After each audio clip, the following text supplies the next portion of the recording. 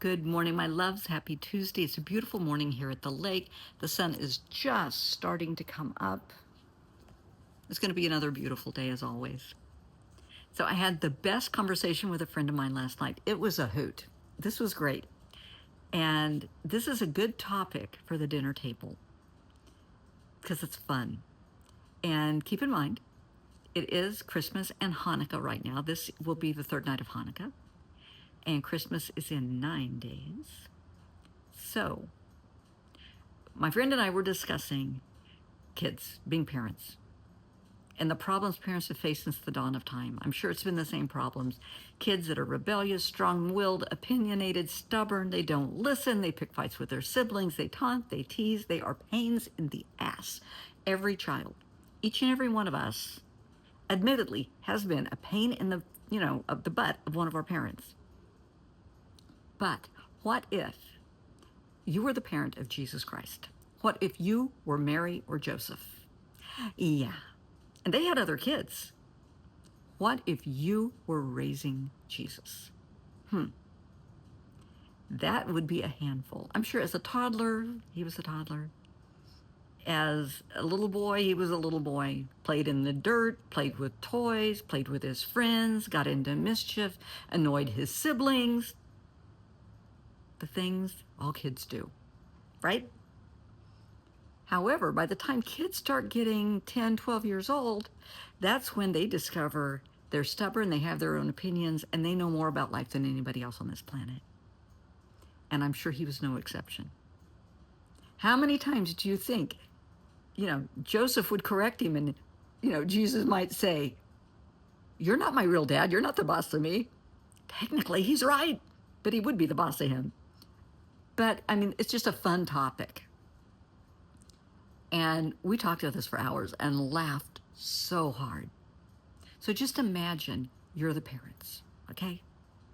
And, he was able to turn water to wine. He was able to do all kinds of things. And you're trying to keep your child in check. He has amazing God-given abilities. And you're trying to keep it in check because, you don't want him getting in trouble. You don't want to be ostracized. You don't want him being bullied and picked on. You got your hands full. Plus, you're raising other kids. And Joseph was working full time. It wasn't easy. And if you notice, kids that are meant to be artists are always drawn to art. Kids that are, musical savants are drawn to music. Well, okay, Jesus, being raised Jewish, because he was, would be drawn to the rabbis, to the synagogue, to the temple, where the rabbis and the elders would sit every day and debate and argue the Torah. Now, the Torah is the first 5 books of the Bible, and that's the fundamentals of Judaism. Now, the Talmud is a book of opinions and summaries of some of the great rabbis of the time. And they were so noteworthy, so respected, they wrote them down. And to this day, when rabbis and anyone studies the Torah, they will also refer to the Talmud because they go hand in hand. Because one of the cool things, I love discussing different religions. I just love it. And I work with a lot of people, with different religions, so I'm kind of well-versed in this. So the cool thing about Judaism, they encourage everyone to question. Never stop learning. Always ask questions. Because the more you question, the more you grow spiritually. Always ask questions. Don't take anything at face value. And that's what these rabbis did every day. They would argue the same topic to death every day. And it would be a loud, vigorous, spirited conversation. And they loved it.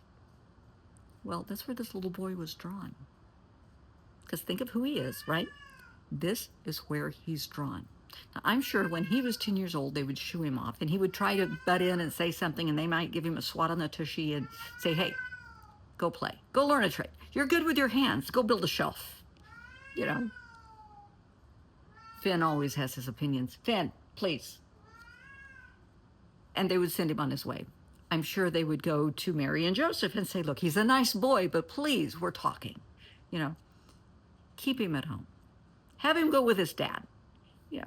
Have him build a bookcase. He's good with his hands.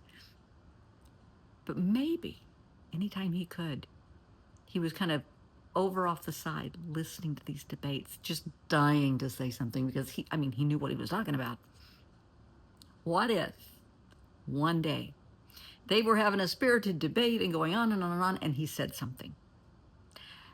And the elders and the rabbis got just silent. You could hear a pin drop. And they looked at him. Now, I have a feeling, I could be wrong, that Jesus was very outspoken and opinionated, very kind and compassionate, but he wanted to speak his truth. He wanted to be his authentic self. And he just started speaking. And he was included in the debate. Oh, how could you say this? How could you be so wrong? No. He's right. Listen to the boy. And he was kind of accepted into the fold. Somebody took the time to say, hush, no, let the boy speak. Come here, sit down next to me. Say what's on your heart. And he spoke eloquently. He knew what he was talking about. He got their attention. End of the day, they may have said, you can come back tomorrow. They may have said, you did good. Go build a shelf. You never know, because not everybody's accepting of kids. But can you imagine how that made him feel walking away? That he had his foot in the door. He was able to be his authentic self, to speak his truth, and to kind of be accepted, that he knew what he was talking about. Maybe the next few days, somebody would see him and they would call him over. Hey, come, let's have your opinion. What do you think about this? I'm sure it was a great relief to Mary and Joseph that finally somebody's paying attention to him, and, he's not causing trouble, and there's not any rumors and gossip and trouble. But what if you were the parents of Jesus? You had your work cut out for you. You did. You knew he was going to have his own path that he had to follow. He knew, I'm sure he knew he had his own path that he had to follow. We all do. And I'm sure he knew it, the good, the bad, and the horrific. He knew. He accepted the mission, He knew. But in the meantime, he had a lot to say.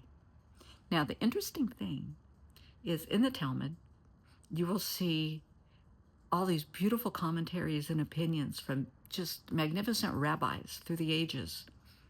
But you will not see the name of Jesus Christ, or Jesus, I should say. He won't be mentioned. And that's okay, because he wasn't a rabbi. You had to be a rabbi to get your name in the book. But I just think this is the best conversation to have. What if you were the parents of Jesus? You would have your hands so full. You would have moments of elation where maybe he healed somebody as a child. Somebody was hurt and bleeding, and he walked over and touched them and everything was better. Or, on the other hand, he was getting into fights. People were picking on him, rumors flying, people wanting you to move out of the community. It would be hard.